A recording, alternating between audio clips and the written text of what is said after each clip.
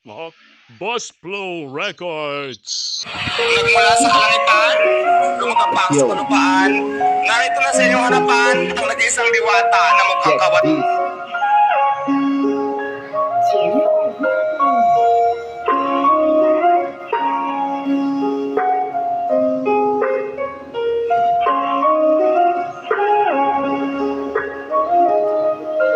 Simula ako isang kahig, isang tuka, diwatang mukhang kawatan na nakilala ng mada. Kahit ako ay sugatan, rumapa ko sa gitna. Kahit nasugat masakit, basta meron lang magtuwa.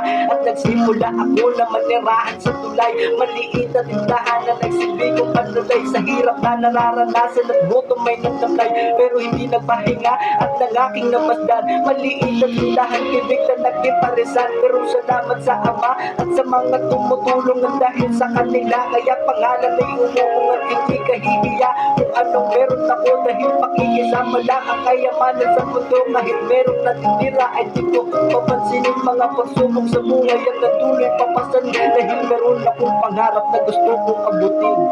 Kain. Hindi yung mga moment na ang hirap ipakik. Mula sa isang kahig, isang tuka. Ngayon, kumikita na ng limpak-limpak na pera. Sino nga ba si Diwata, ang may-ari ng sikat na parisan sa Maynila? Paano nga ba siya nagsisimula? Saan nga ba siya kumukuha ng pangbuo?